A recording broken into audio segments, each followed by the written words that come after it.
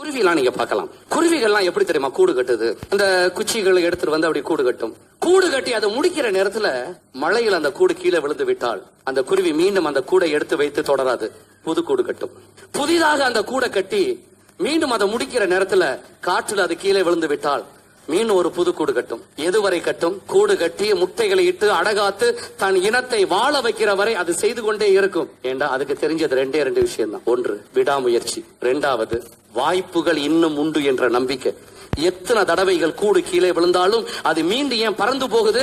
இதே மாதிரி இன்னும் 1000 கூடுகள் கட்ட இந்த உலகத்துல வாய்ப்பு இருக்குன்னு நம்புது. யாரோ ஒருத்தருக்கு உங்களை பிடிக்காட்டா இனிமே எல்லாருமே உங்களை வெறுத்துருவாங்களா? ஏதோ ஒண்ணுல தோல்வி அடைஞ்சிட்டா இனிமே நம்ம நல்லாவே இருக்க மாட்டோமா? யார் சொன்னது?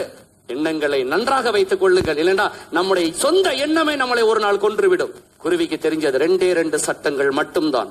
விடாமுயற்சி, அதனாலதான் அது கூடு கட்டுது. இரண்டாவது ஆப்பர்ச்சுனிட்டிஸ், வாய்ப்புகள் உண்டு.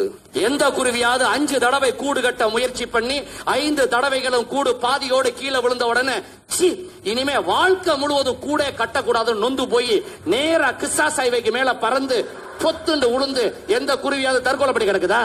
யாரோ உங்களை திட்டா என்னங்க, நீங்க கெட்டவராக இருந்தாலும் உங்களை திட்டுவார்கள்.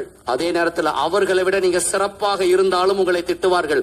இது ஹியூமன் நேச்சர், மறந்துடாதீங்க.